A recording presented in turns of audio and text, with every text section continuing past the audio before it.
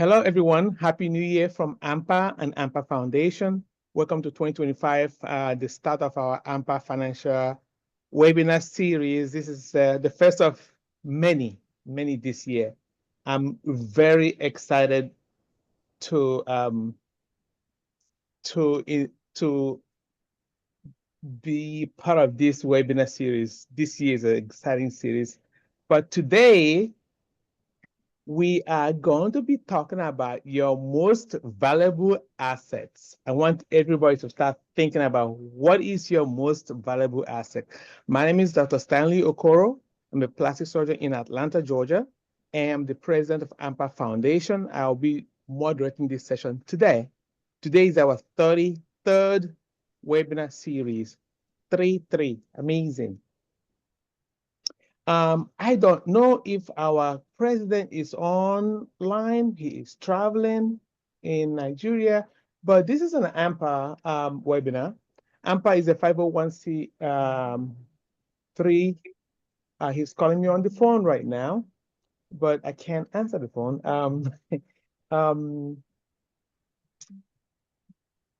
He represents over 8,000 physicians, dentists, and allied health professionals of Nigerian descent and ethnicity. And these are some of the benefits of ANPA membership. We do have professional development CME, we have leadership opportunities, we have practice referrals, networking, supports, medical mission. Speaking of medical mission, our next medical mission is coming up in Lagos, Nigeria, between April 4th and April 8th. Those are our partners, and following the medical mission will be the second ANPA National Convention in Nigeria, but this is our 31st convention, but the second in Nigeria.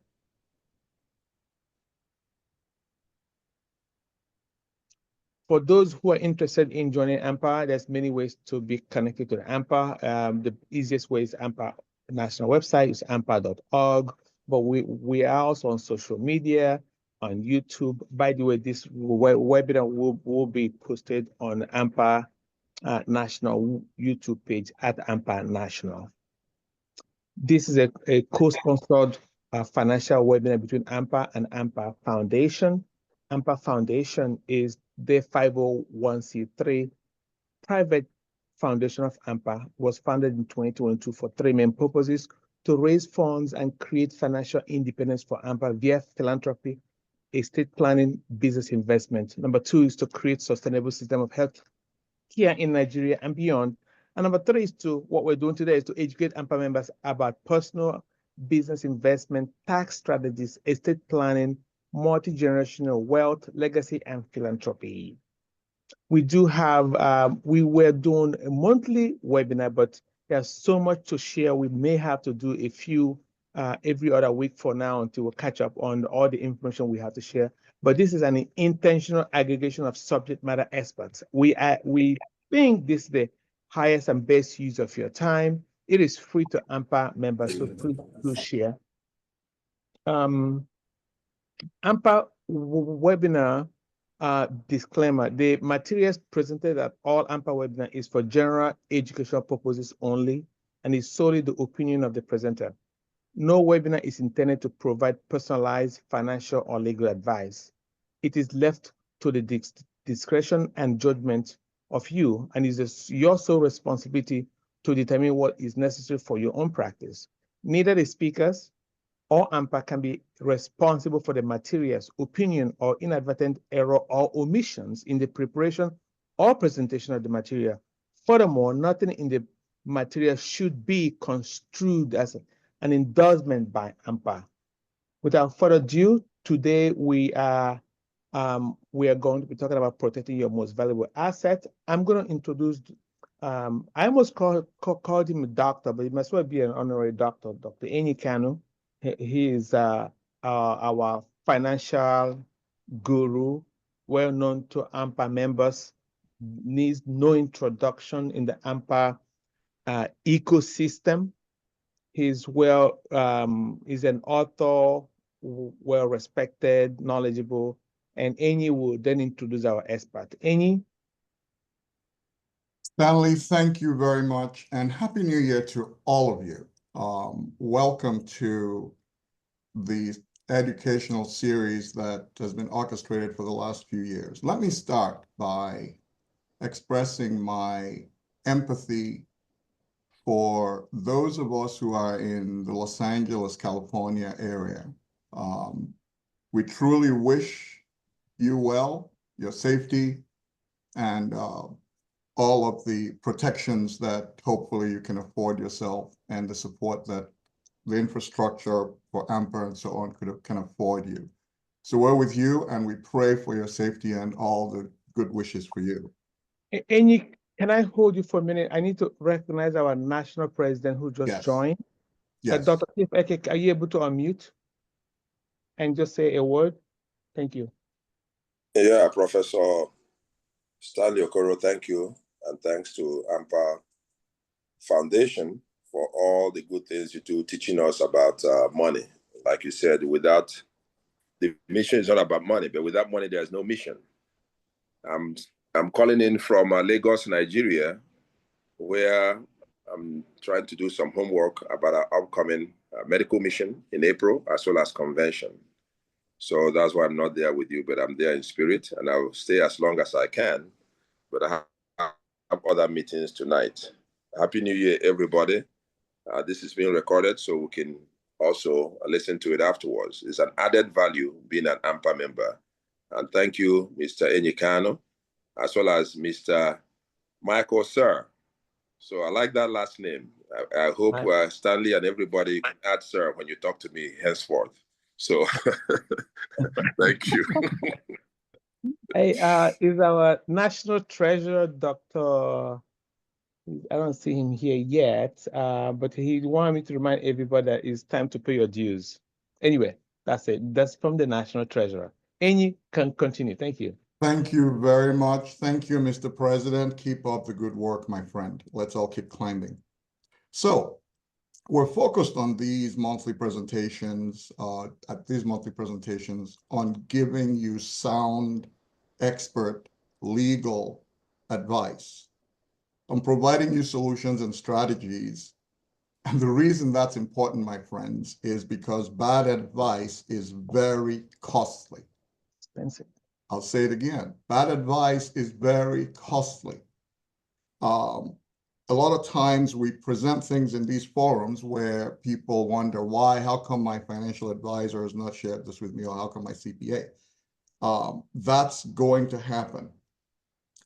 When you're presented with sound solutions and strategies, your current CPA or financial advisors may not be familiar with them. It doesn't make them illegal or anything like that. And if they dissuade you from taking advantage of those legal solutions and strategies, it ends up costing you dearly. So be careful and mindful of that. I want to then introduce one of the experts that we have in our ecosystem that we share with you in these sessions, Mr. Michael Sir. Michael Sir. Michael is Trailblazing Incorporated in disability protection. We're matching our years of experience in financial services. He has focused on risk mitigation, specializing in disability protection.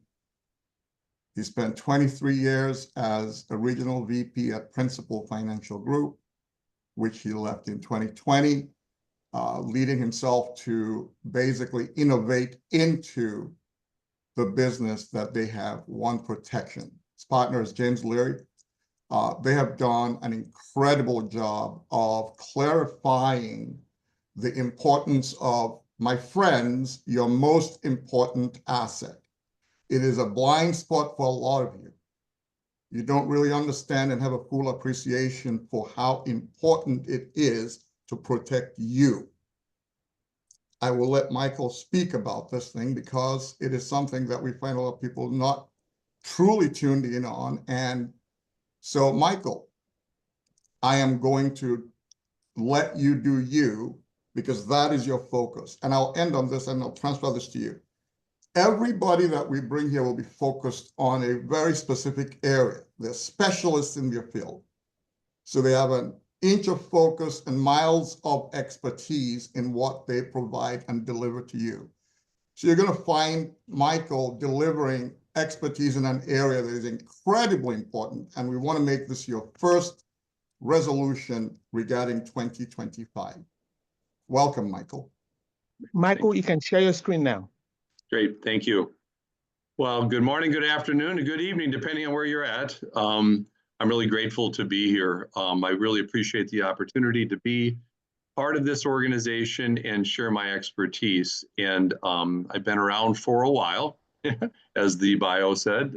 Any of you and I have been doing a similar time frame, and I really have a passion for this area of planning because it's just simply overlooked in a lot of situations.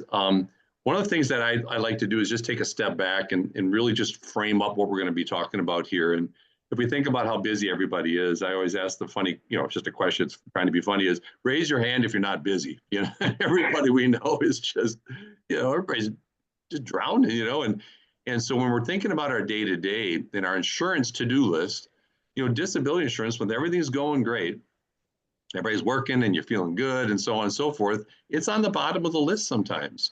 However, when there's a health event, no matter what the health event is, it skyrockets to being number one. It's like, uh-oh, where's the money going to come from? That's what ends up happening. And when you think about what a health event can do to a financial plan, it looks something like this. On the left-hand side, while we're working and things are going well, you've got monthly income, we got our expenses below and we're saving money.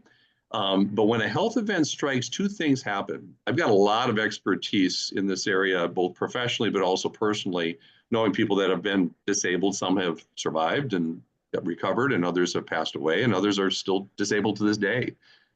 Is that revenue goes down and expenses go up. It's expensive battling cancer. It's expensive battling a stroke. And those are the things that we have to kind of keep in mind as we work our way through this conversation today. I think about our financial plan as something, I just think that pictures speak 1,000 words, and they're just so I think visual is how we all think and work and understand and make decisions and so on, is think of all of our personal financial plans. You can think about your business. This is all the branches that we need income for. So what happens when you take income away? Well, slowly but surely, all the branches start to die out until one day we're sitting there with this.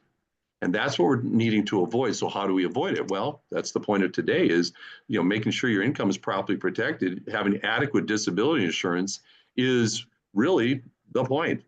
So one of the things I also is we're not getting more insurable as we get older. I mean, the two things happen when we get older. And I'm at the end of my disability years when it comes to owning disability insurance. I've got 4 years left or whatever. But the best time to secure coverage is when you're young and healthy. We're not going to probably get more insurable as we get older. So it's important to know when you're talking about the topic of disability insurance is that as we get older, the costs go up to buy coverage. But also the chances of getting approved go down because our insurability can change. We could go around the whole, there's a lot of people on the call, so thank you for being on the call. And those who are listening on the recording, everybody has stories, personal, family, neighbors, church members, partners at your firm, all that. And so we just got to really think about that. I'm going to go through two scenarios here. And I built a company called One Protection, and you said, and One Protection is a software analysis tool to help folks just like you think about their income in a way that probably haven't thought about it before. And we're going to do two examples. One is a general practice physician, age 40, making $350,000, that has some existing coverage. They have group LTD through their employer, as well as some individual DI they bought out of residency. The second one is going to be a neurologist at age 50, making $750,000. They've got similar things, a group long-term disability at work, as well as individual DI. This will not apply perfectly to anybody on the call. These are conceptual in nature. You could be older, younger, you could be making more or less money, completely different specialties. So just know that. So we're going to be talking about just the concepts behind it. So when we get into the what I call the income protection software analysis tool, I'm going to first start with, and I took the liberty of using my own name. I'm not a physician, but I want to play one on TV today. is that the Dr. Mike here is a general practice doctor making $350,000 per year. Dr. Mike has a group long-term disability plan at work at 60% to $10,000 per month. And also Dr. Mike bought some individual disability insurance coming out of residency for $7,500 per month. One of the places to start, long before we even get to the details of anything like that, is really understanding the power and the magnitude of the income we are going to make. So again, this is a 40-year-old making $350,000 with a 3% growth with a retirement age of age 67, which is normal retirement age. Dr. Mike here is going to make over $15 million between now and the time that Dr. Mike retires. That's a big number. So the income is what fuels the entire financial plan. I want to take it a step further and think about all the things we all insure every day without thinking twice. What are the other assets that we insure? Well, Dr. Mike here has a home worth $650, a hunting cabin. I'm in Minnesota, so we got to have a hunting cabin. So a hunting cabin worth $250. Got a truck, we got a car, we got a fishing boat, we got a jet ski. All these things are important items to insure. Make no mistake about it. But look at that income asset compared to the other assets. The income asset is worth over almost $14 million more than all the other things that Dr. Mike is insuring. So it really helps us think about, as you kind of think about your own situation, whether you own a home or a cabin or a place in Maui or whatever you've got, we all write out checks, whether it's monthly or if it's once or twice, twice a year, every day without thinking twice. Why? Because it's important. These are important items to insure. And so we want to bring this into helping you understand how the asset of income is by far the most valuable asset. Now we take it a step further. If we start thinking about, okay, how would that asset be affected by a long-term illness, a sickness or an injury that kept you out of work for an extended period of time? That's a problem. So the first thing was positioning or understanding our income asset. The second one is thinking about whether or not we have a problem.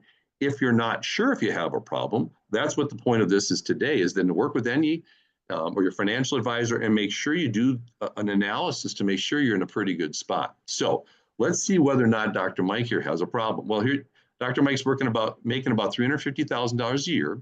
Behind the scenes, I put in about 25% in taxes that are going out. So this is on a gross basis. But Dr. Mike's got a group long-term disability at work, 60% to $10,000. I'll flip it to monthly here in just a second. Also bought some individual disability insurance right out of residency.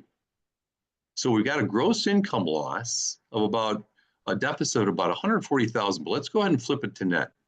Because Dr. Mike's living on about $262,000. Here's the net numbers. I'm going to flip to monthly because it's a little bit better to understand. Dr. Mike will be living on about $22,000 per year. The group LTD, group long-term disability at work, is taxable. So after taxes, it'd be worth about $7,500 of spendable benefit per month. They also own an individual disability insurance, which they pay for themselves. So the benefits come out tax-free. Here's the problem. In red, we've got about a $6,900 per month deficit. That's a net loss. The money's got to come from somewhere. And the one of the graphs I showed earlier is that expenses tend to go up. So this is best case scenario, is you'll be hemorrhaging money at about $6,900 per month. That's a problem for most people. I'm going to take it a step further though, and think about down the road. He's a 40-year-old. Dr. Mike's working out. He looks good. He's got a spouse and a couple of kids. Things are going great. So Dr. Mike's not thinking about anything bad happening today or tomorrow or next year. But yes, if each one of us ask ourselves, who do we know that was out? A colleague or somebody that was out for an extended period of time. So Dr. Mike would say, hey, who do you know? He said, well, my dad had back problems. How long was he out? He was out for about 4 years. So let's apply that scenario to your situation. At age 52, you became disabled and you're out for 4 years with your group long-term disability at work, provided it's still there, your individual DI, which you personally own, you'd have a $1.1 million income loss. What if you couldn't recover like your aunt, who had a stroke at age 52 and couldn't recover? That's a $5.6 million income loss. For most people and most of us on the call, that's a problem. That's a big problem. So we've now kind of identified whether or not our current insurance strategy would be effective or not. And clearly we've got some deficit here. So now let's go on to the next part of this is, okay, we've got a problem. How can we solve the problem? What a good financial advisor like Andy will do for you is find the right carrier, the insurance company, and show you some options. So that's what we're going to do here. So we're going to do, I have an insurance company. This is a carrier agnostic system. It doesn't matter to my company in this presentation on what carrier fits you. That's Andy's job is to find that for you. So here's the analysis of this. We got income of about $350,000. They have a group long-term disability plan at work. We did this analysis just a moment ago. What would a good, kind of a really, really good individual disability plan look like? Well, it would look something like this. It would be a new coverage option of that's the individual that they currently own. Here's what a good individual, what I call a comprehensive plan, kind of a, if money was an issue, this would be the right plan for you kind of thing. So how much? For about $350 of premium per month, that would give you an extra $72,000 per year. A moderate plan, which is a little less coverage, a little shorter benefit period, so it's just not as good, but still pretty good, would be about $275 a month. And then I put in a basic plan, kind of a skeleton plan. Something's better than nothing to help add on. Well, we'll see about that. All compared against the current plan for Dr. Mike here. And here's where it comes alive. And I'm going to flip it to net. So starting from left to right, living at about $262,000 of annual income. You can see that the comprehensive plan keeps that comprehensive plan for $350 a month keeps you pretty whole. If it was a catastrophic disability, I built in a provision. It's called catastrophic disability benefit, which means that if you're so severely disabled that you can't do 2 of 6 activities of daily living, which everybody on the call most likely knows that it's bathing and transferring and dressing and going to the bathroom and so on. If you can't do 2 of 6 activities of daily living due to a health event, your expenses are going through the roof. And so I built that in here that if you were so severely disabled, there'd be extra benefit for the comprehensive plan and for the moderate plan. It's built into the premium. I did not put it on the basic plan because I wanted to show for reference point something really scaled back, really stripped down. So you can see us on an annual or a monthly basis on how these plans would perform. So you can just take a moment and just kind of soak this in for a second. Comprehensive, solid plan, moderate plan, decent, basic plan, not as decent, all better than their current situation.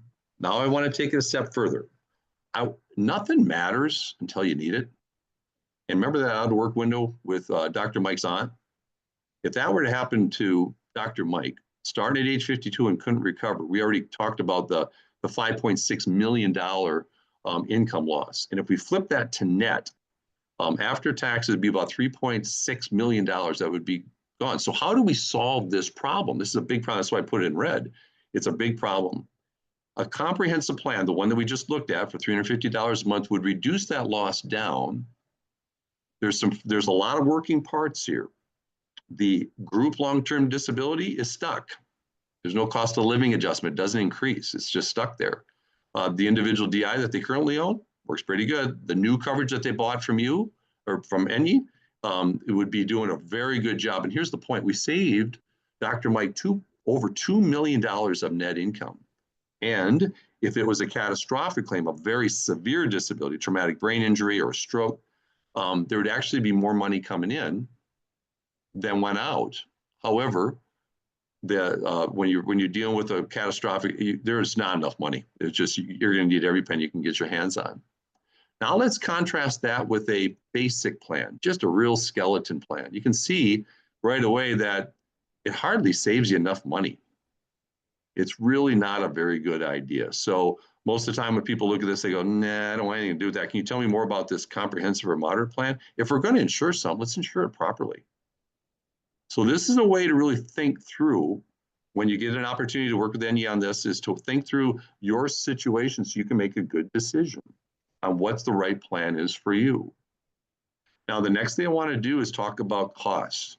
Nobody's got infinite amount of money to pay insurance premiums, so we've got to keep all that. The cost benefit analysis is really important.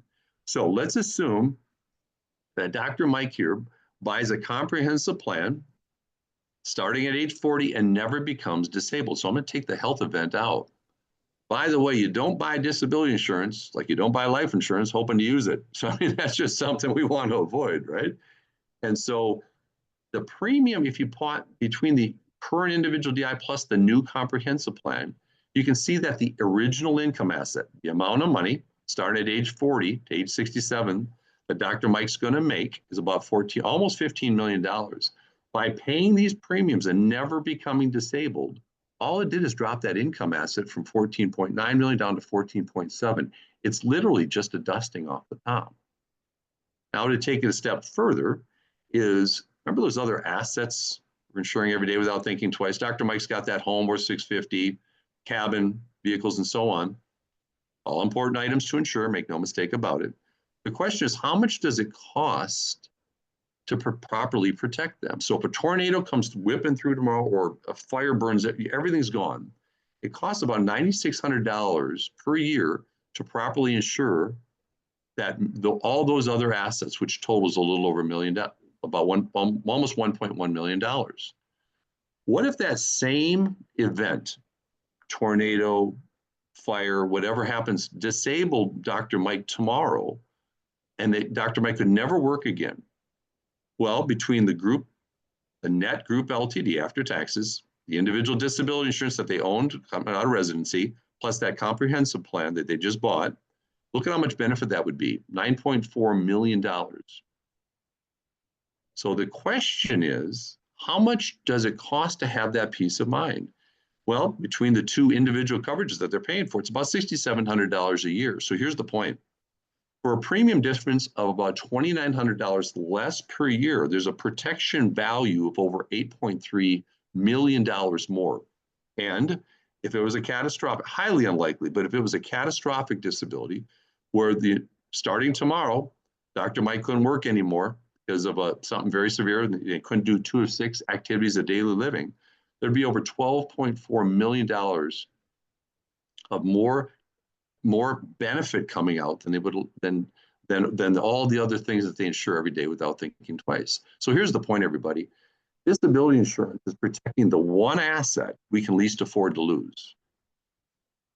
I spend a lot of money per month for my disability insurance, and more than Dr. Mike here. So the real Mike is actually spending more money on disability insurance than Dr. Mike in this scenario here.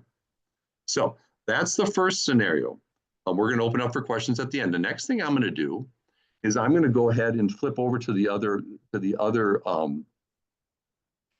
client, which is Dr. Mike, the neurologist. So this neurologist here is a little older, talking about age 50, making $750,000 per year.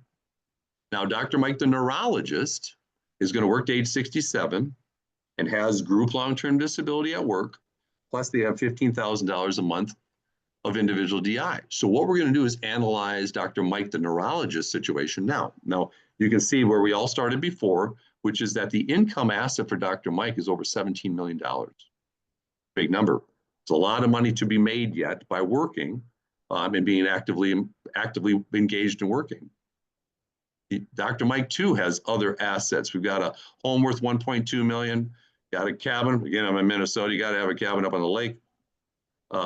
The SUV, the sedan, the pontoon, the jet ski, and so on. These are all important items that Dr. Mike insures every day. And look at that income asset, compare it against them.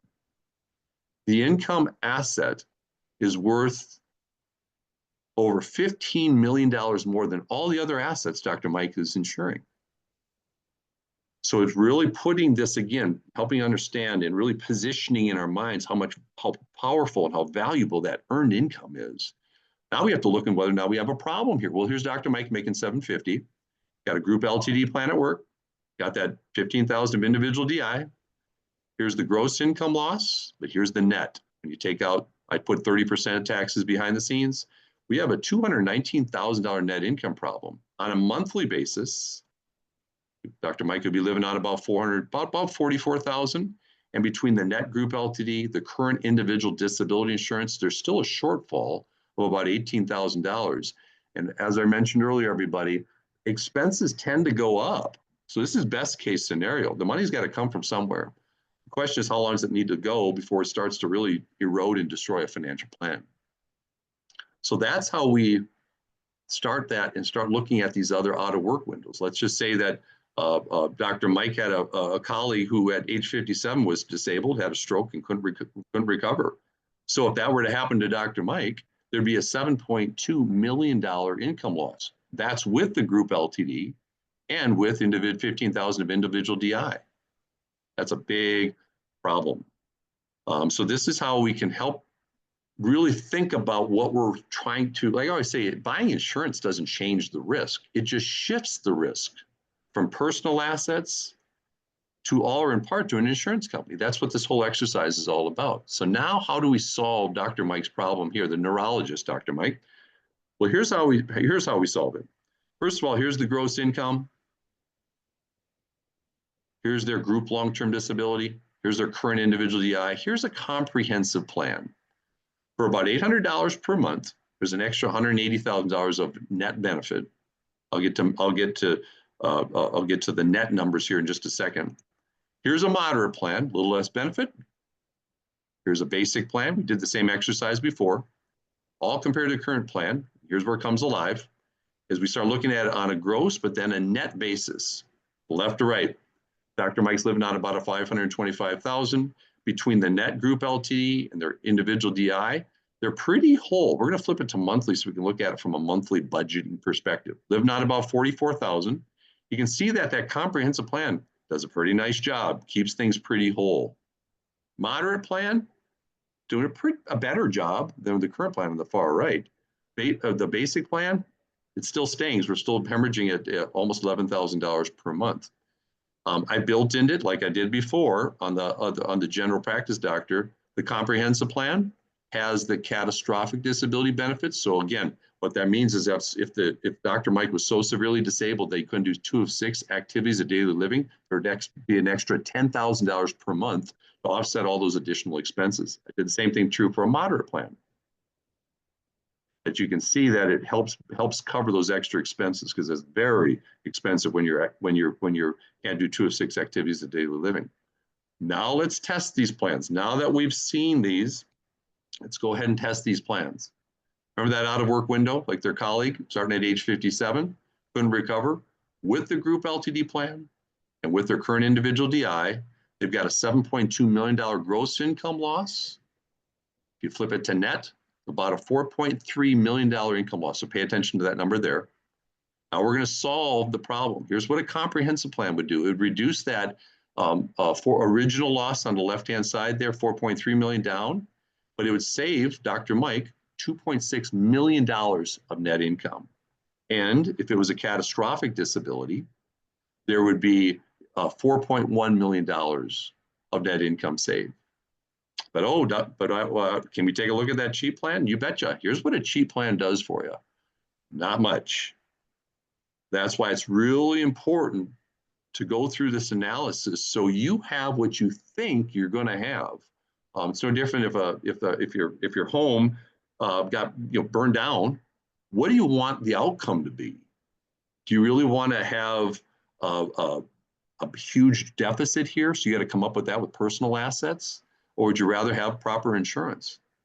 Last but not least, we did this analysis earlier here. Let's just say that Dr. Mike, the neurologist, bought a comprehensive plan today and never became disabled. So you can see here that from age 50 to age 67, paid the insurance premium all along. All it did is drop their original asset from their income asset from 17.4 down to 17.2. It's just a dusting off the top to have that protection in place. Last but not least, then we're done. Remember those other assets, the dream home and the cabin and the SUV, all really important items to insure. So if it all got destroyed tomorrow, everything's properly insured. The question is, how much does it cost?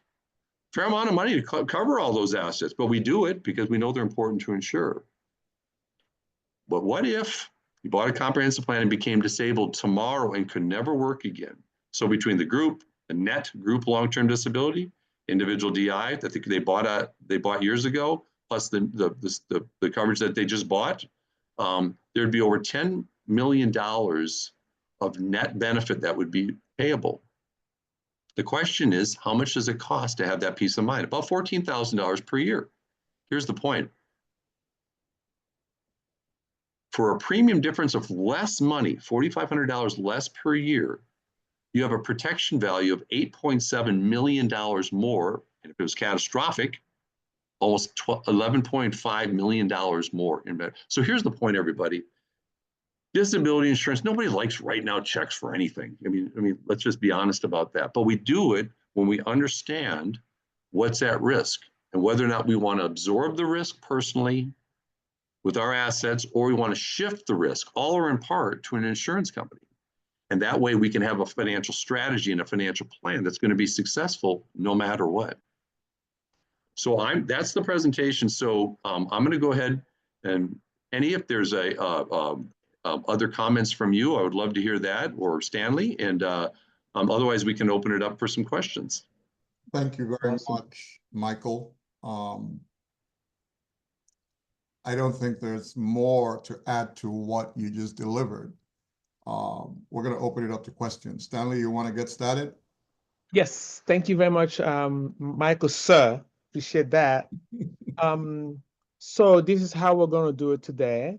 You have 3 options to ask your questions. Number 1, you can raise your hand. I will recognize you. Number 2, you can type your questions on the chat. I will read it. And number 3, you can send me a personal text or a personal chat. I would recognize. So since I'm the host, I'm going to ask the very first question of a priority. Michael, now, when you talk about the catastrophic plan, does that have anything to do with long-term care insurance as well? That's a very good question.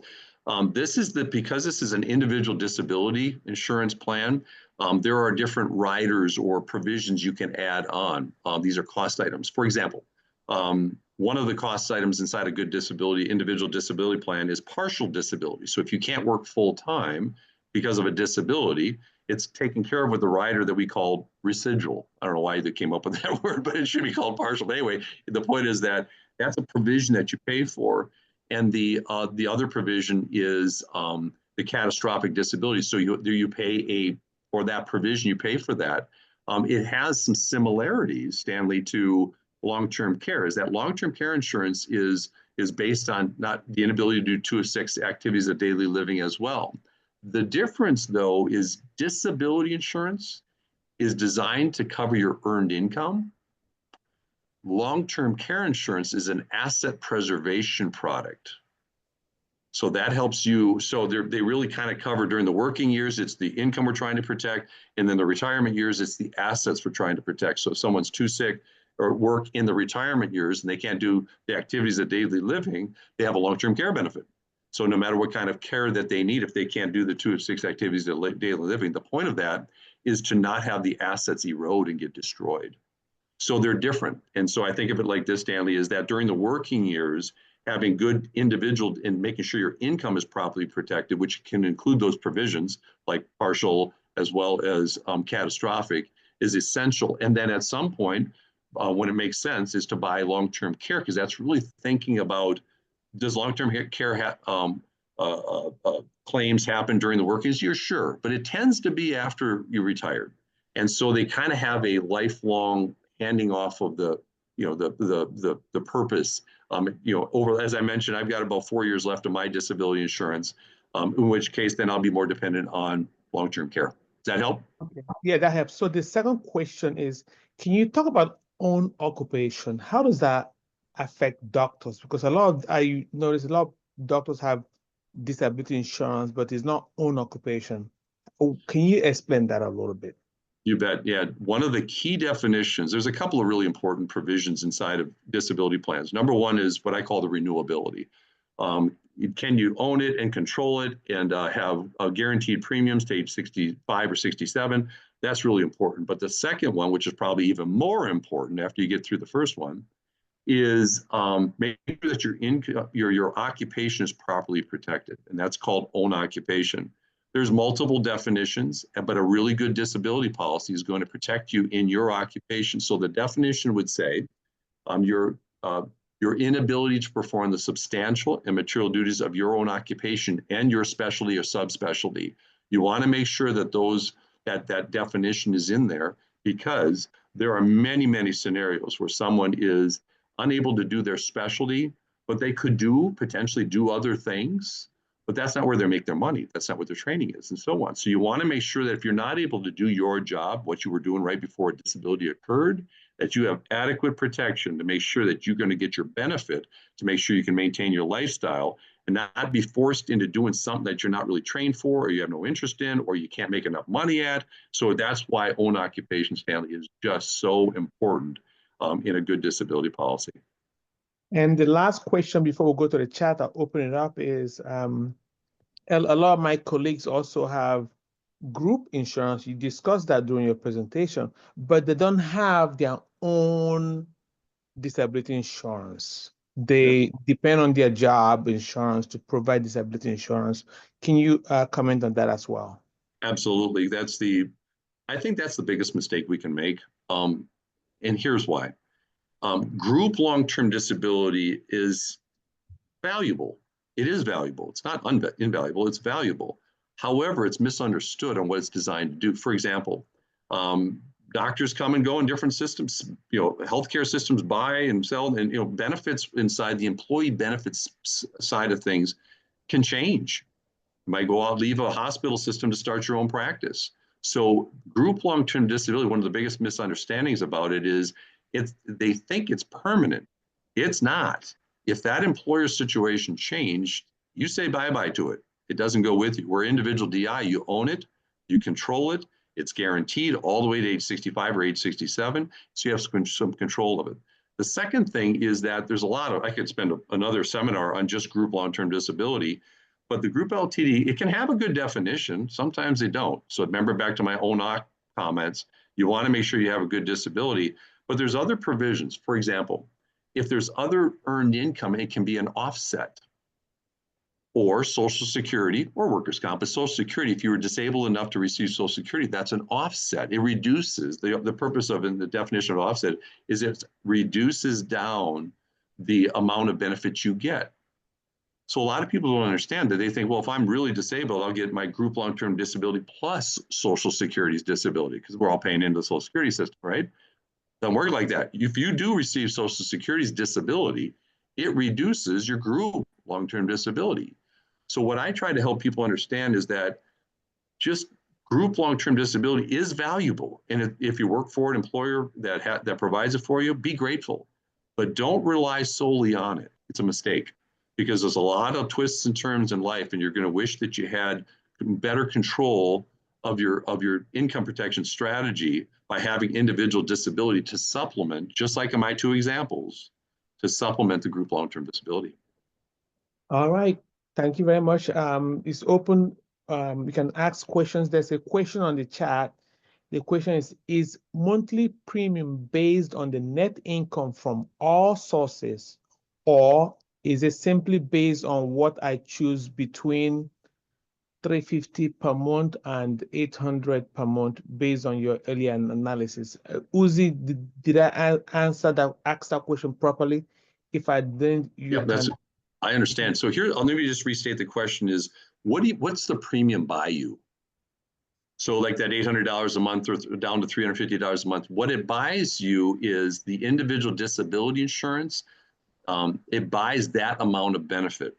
So you pay a premium for that dollar amount. It has nothing to do, that premium doesn't have anything to do with the group LTD that you have at work, because that's provided for you. So if a doctor is too sick or hurt to work, and they've had that $15,000 per month of monthly benefit, and they're paying the premium on that, a couple things happen. Number one is that benefit comes to them directly, doesn't go through another source or something like that, on a tax-free basis, because they're using after-tax dollars to pay the premium, to pay the cost.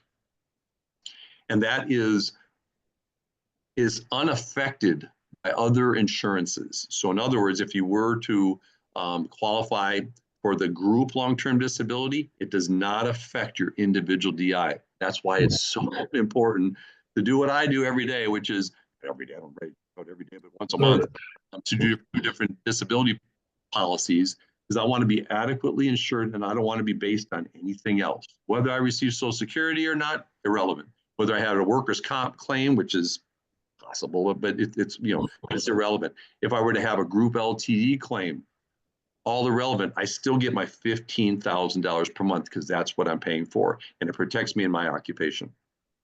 Yes, sorry, Dr. Stanley. I think my direct question was just if, for example, there's an accident and I mean, you're not totaled, like total care, you can still do stuff, but at that short period of time, maybe 6 months or 1 year, you're not able to do anything and you're paying the 350 or the 800. Does that translate into what you get total income or part of it? Yeah, That's well, what- there's a Yeah. couple things. Doctor, you said it. What a great question. I'm going to take a step back because I've done this a long time, so I just think it's important to really understand there's really 3 types of disability claims. The first one, which is you're referring to, is what I call a partial disability. That means you're able to work but at a reduced capacity. So it's affecting your income, but you can still do things. You're still working, but at a reduced capacity. That's a problem. So the solution in that is a provision that I mentioned earlier called residual, which it pays you a percentage of. So if you're out 50% of your income, you're still working 2 or 3 days a week, you can't work full time, you get 50% of your benefit. Keeps you whole. So you got your earned income, but it's reduced because you're only making half what you're making before, but you got your disability benefit and you're getting half of that. That's the first type of claim, is partial disability. The second type of claim, which is by far the vast majority of claims, which is total disability, that means you're unable to work. That's where the own occupation definition and making sure you're properly protected. So if you're unable to work, you get 100% of your benefit, that $15,000 and so on. The third one is the catastrophic. So the catastrophic, if you're so severely disabled that you can't do 2 of 6 activities a day of living, you get your 15,000 plus that 10,000 in my scenario before. So while you're disabled, while you're receiving after every carrier has what we call a waiver of premium, after 90 days of being disabled, whether it's partially, totally, or catastrophically, your premiums are waived. There's a waiver of premium in there. So to make sure, and for individual disability, that's why you own it and control it, is it's going to be there for you no matter what. Whether you're working full time, you're going to pay your premium and hope not have to use it. If you're partially disabled or totally disabled, it can start with total disability and turn into partial. You had a car accident, you're all busted up. After 6 months, you can start working again. That's the hope. You go from total disability to partial disability, but it keeps you until you're working your way back towards 100% of your income. So I hope that's helpful, but I just wanted to really make the point about the 3 types of disability, and a good disability policy is going to not only protect you in your occupation, but also it's going to protect you whether it's partial, total disability, or catastrophic. Okay, there's another question on the chat. It talks about, do you have a recommended disability insurance strategy for someone starting residency, a young physician this summer? What are the most important things to keep in mind and mistakes to avoid for a young surgeon starting residency? Right, what a great question. In residency, they've got years ahead of them of hard work, and they're not making much money. However, probably a lot of student loans, there's still living expenses and things like that. So if things were to go sideways, even during residency, you're still having money coming in, and all the carriers, all the insurance companies will allow, even though the income's not there yet, because disability insurance is a function of, you saw my analysis there, it's a function of how much money they make. You can't buy a dramatic amount more insurance than you're actually making money, except in residency. So in med school and residency, you can buy a certain amount of, you'll have to, and you can work on that for you, depends on the specialty and so on, but you can buy a certain amount of monthly benefit in residency, even though the income doesn't support it. The reason why is bad things can happen even at that stage of the career, But B is we know, meaning the insurance company, knows they're going to be making more money once they get out and they get their first big gig. So it's a way of protecting them during that really fragile time of residency or fellowship and making sure they've got money coming if they're too sick or hurt to work. So can you, I think this is very important, the point you just made right now. So only in residency can you buy more disability insurance than your income. Is that correct? That is correct. Okay. As another question, this is a broad, says, what is the criteria for disability? Is it based on the function of the job or titled profession? It's not about titles. It's about your daily duties. And so if your duties are that of Stanley, you're a plastic surgeon, you think about what you do every day and every week. Think about the substantial material duties that make that happen so you can perform and make money and so on. So a good definition, as I mentioned before, is and how it's phrased is the inability to perform the substantial and material duties of your occupation. And that's what it is. It's very concise. It's very simple. And if someone's not able to do the substantial material duties, but they're able to do some of them, then you have to look at the second part of that. Is there an income loss? So Stanley, if you can only work a couple of days a week because of a back problem, then you know that you're going to be making substantially less money, but you're still engaged in your specialty. You're still doing what you're doing. And so we want to make sure that the provisions inside the policy properly protect you, as I mentioned before. So again, the key elements there is making sure that your occupation is properly protected, a good definition of disability, but how that works is and how it's tested is you have the inability to perform the substantial and material duties of your occupation. If the answer is yes, you're totally disabled. If the answer is, well, part of the time I can't, then you're partial disability. And then you take it a step further and it says, well, in addition to that, if I can't do 2 of 6 activities of daily living, then I'm catastrophically disabled. And that's additional benefit. There's a private message. So if a surgeon cannot do surgery, cannot stand, they have their own disability insurance, but they can now work as a real estate agent. Are they disabled from an own occupation? And Yes. they get full benefits? Absolutely. And what a great example. In Minnesota here, I had an ER doc go back to Montana to ranch. Mm. So think about that. If he was voluntary, it wasn't a disability, but if he would have been disabled from that and decided to go be able to have the ability to ranch, it would have had no effect. He still would have gotten his full disability benefit if he was too sick or hurt to work, be an ER doc. So the quality disability policies say that if you can't be a plastic surgeon, even if you if you decided to sell some real estate or buy some properties or do stuff like that, it has nothing to do. It will not affect your disability policy because you're not able to do your job, which is a plastic surgeon or neurology or general practice, whatever my examples were before.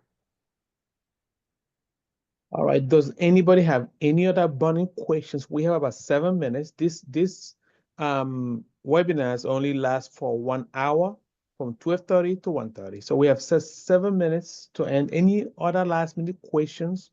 These are you can unmute yourself, ask your question, or you can send it to me through the chat. I can ask for you if you're shy. Hey, Michael, can you please talk about the tax implications of this, structurally speaking? Yep, I sure would. When the employer is paying for it, normally it's the group long-term disability. So you're working at a hospital system, they provide short and long-term disability and it's paid for by them. Normally with that, the employee doesn't pay anything for it. So that's called a non-contributory plan where there's no contribution from the employee.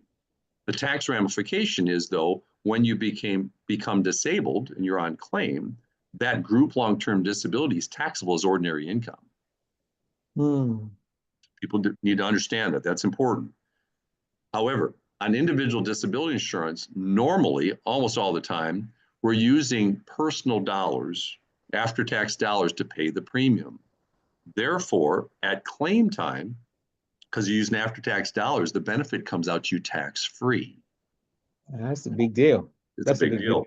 That's why the combination, and Stanley, you asked this really, what a great thing for everybody to really understand is that the if you have group LTD, a lot of people on the call don't. I was just using that as an example because it's common, but not everybody does for whatever reasons.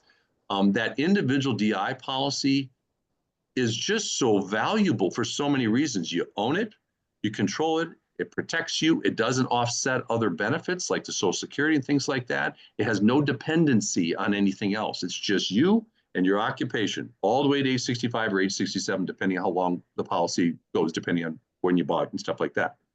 So I hope that's helpful, and to understand the tax ramifications of. So Mike, sir, as I sit here in my home office right now, when I left in 2020, my employer, I had group LTD, had a beautiful group LTD plan. But when I retired, when I basically rewired to start this company, I retired from that position. I left all my benefits behind. I stayed on COBRA for health insurance for 18 months. But my group long-term disability, after 23 years I was with that company, was gone. And if I'd have been at age 57, uninsurable, which I was because I had a heart issue, and then I'm scrambling trying to find disability insurance, now that I have my own company, I'd have been in trouble. Instead, I bought individual DI to supplement my group LTD when I was working at that employer. And so when I left, it didn't matter. My group LTD went away and it didn't matter to me. So I still had my individual DI as my point. And that's why the value of it, of owning it and controlling it and having tax-free benefits to wrap around any employer benefits is just a better package. And that's what our whole analysis was for today, was to really look at why it's important to understand your situation. Okay, I have two questions and we have 3 minutes, okay? The first question is on the chat. It says, when you're reviewing or comparing different policies, how can you determine the amount you should be targeting? I'm assuming the amount of coverage of the disability should be targeted. Right. Well, the best thing to do is work with a financial advisor like Enyi so he can find out what you can get based on your income and your occupation. Find out what you can get, start there, and then look at that and determine whether or not that's affordable for you. That's a good place to start. All the carriers, there's a lot of good carriers. There's no shortage of quality disability insurance policies out there. They're quality. And I've been part of this industry for almost 40 years, and it's never been a better time to buy and secure disability insurance than it is today. And the carrier will determine how much you can get based on your income. They have issue and participation tables, and like we mentioned before, Stanley, is we don't want to overinsure people. You want to make sure that people come back to work if they can, but we want to make sure they stay into lifestyle if they can't. That's the purpose of insurance. So I hope that's where you start. So you work with a financial advisor to determine what you can get. I see there's a couple of. Do you want me to go ahead and answer them, Stanley? Because we're running out. You can. The questions are just coming in right now. They're really crazy, but I do want to answer this one. There are 3 types of insurance I personally think everyone should have. Agree or disagree? Health, disability, and life. How would you categorize those? I think they're all critical. I mean, I mean, they're all. I mean, that's why I own all of them. You know, so Yeah. and you'd probably be able to answer that best. I wanted to chime in on that, my friend. Each of those policies are designed to solve very specific problems. You diagnose, you treat. You diagnose, you prescribe, you treat. So if you think about it in your own context as a physician, it's the same thing. Healthcare solutions for life insurance are different. Life solutions are different. Disability solutions are different. They serve very specific but different purposes. Okay. We have 2 minutes, 1 minute. There's 3 questions.